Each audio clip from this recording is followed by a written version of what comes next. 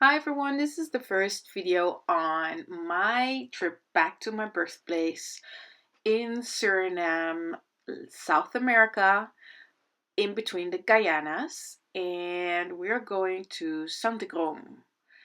Together with my dad, I'm going on this adventure. Being the planner that I am, I always start with a to-do list and get a good overview of all the stuff that I already have by making sure that everything is physically in front of me. This means I get my suitcase out, I get my hand luggage out, and I start filling it up with everything that I'm going to bring. And it's still quite a mess in the beginning.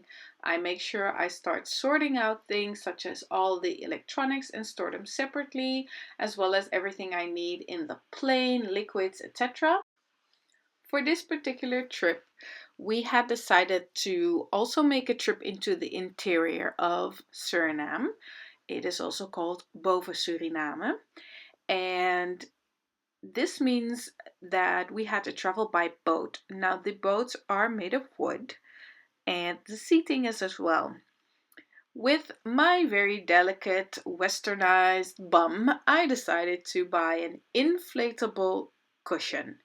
But I didn't want to lose the cushion, so I bought this special elastic band that has buttonholes, but I still had to attach or sew on the buttons, meaning that I could wrap this elastic band around my cushion so it wouldn't fly off or fall out of the boat in any way. But at the same time, it was a temporary solution.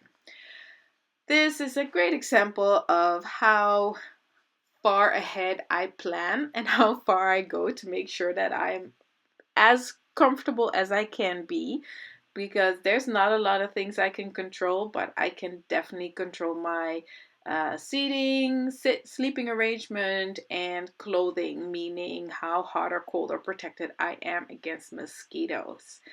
And I do get a little frustrated, as you can see here, but that's just because I am not a needle and thread kind of gal. Give me a hammer and wood, and I am way more happier, or a drill or something like that, actual machinery. As I progress in the packing, nearer the date of actual departure, you will see more and more structure in the way I pack. In this trip, I actually used vacuum bags for the first time. It had a little hand pump, so I was very excited to try that because in humid tropic climates, your clothing and the things you bring kind of increase in volume simply because of all the moisture they're exposed to. So I figured that if I could vacuum certain items, like I brought my pillow, I brought a sleeping bag because it does get chilly in the tropics at night, especially if you go on expeditions. And that meant I wanted to save space by vacuuming some of the things. Finally, the weighing of the luggage. I gave myself quite a scare because it was actually in pounds the first time I weighed it. And like 98% of the world, I actually use the metric system. So it has to be in kilos for me to understand what's going on. And in kilos, I was perfectly fine and well within the airline limits. We picked up my dad on our way to the airport, and my little brother helped with his suitcase. Luckily, when we arrived to the airport, there were no long queues, so everything went super smooth. Here we are waiting in the queue. Again, all our luggage was perfectly fine within the restraints of the airline. Checked in and ready to go, we went to the gate. And once in the airplane, I get to unpack my preparations.